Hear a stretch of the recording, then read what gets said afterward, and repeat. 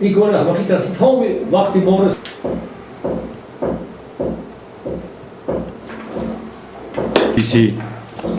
اما بسیار این کتابی با ارزش بنامین برای من توشه عمر پدر نبینید ریشه‌های مثبت را ببینید تاثیر. حالا با شما نشون میدم این انگلیسی روسیش.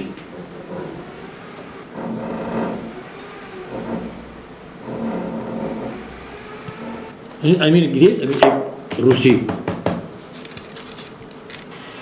ما تصمیم داریم منس همین داستان منس را با فارسی چاپ بکنیم و شاید یک سهم کوچک در تحکیم رابطه های دوستی ادبیات تاجیک و قرقیز، دوستی خلق های تاجیک و قرقیز به این واسطه گذاشته باشیم.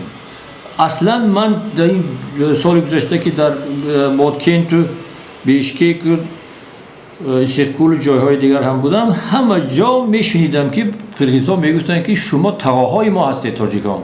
از همون محبت منس و خانیکی یادآور شده و تا هنوز اگر صرف نظر کنیم این مناقشه های بسیار کوچک و خرده که در واروخ در اسفره و بادکن پیش اومد اینا رو صرف نظر بکنیم، دوستی تاجیک ها و قرقیز ها یک تاریخ بسیار باشکوه و صمیمی و سرشار از محبت را دارد.